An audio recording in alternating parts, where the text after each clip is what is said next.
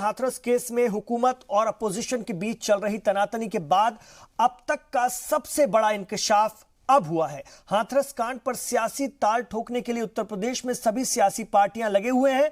आपको जानकर हैरानी होगी कि इस कांड के पीछे यूपी में जातीय फसादात फैलाने का प्लॉट तैयार हो रहा है और इसका सबसे बड़ा सबूत सिक्योरिटी एजेंसियों के हाथ लग गया है।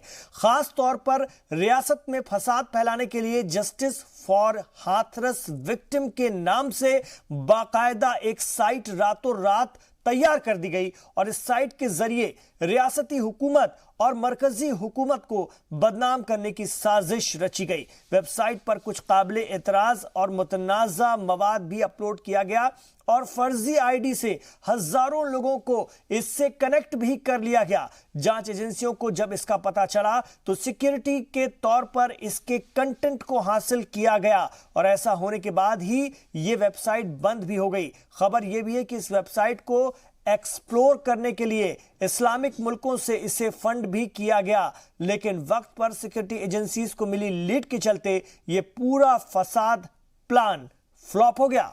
देखिए, सरकार जो कह रही कि हाथरस की घटना पर साजिश है, तो हाथरस की घटना ने तूल कब पकड़ा? जब उस बेटी की डेड बॉडी को रात में जला दिया गया। तो जलाया किसने?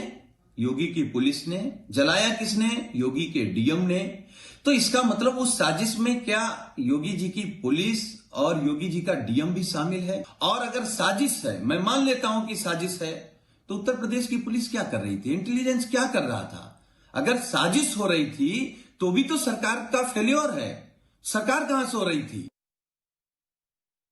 पूर्व में ही एसडीपीआई और पीएफआई के भी नाम सामने आए हैं। यानी एक नेक्सस था जो काम कर रहा था कि उत्तर प्रदेश में जो विकास की गति है उसको कैसे रोका जाए, उत्तर प्रदेश में जाति और धार्मिक उन्माद कैसे पैदा किया जाए, जो समय रहते एजेंसीज की पकड़ में आ गया और उत्तर प्रदेश बच गया।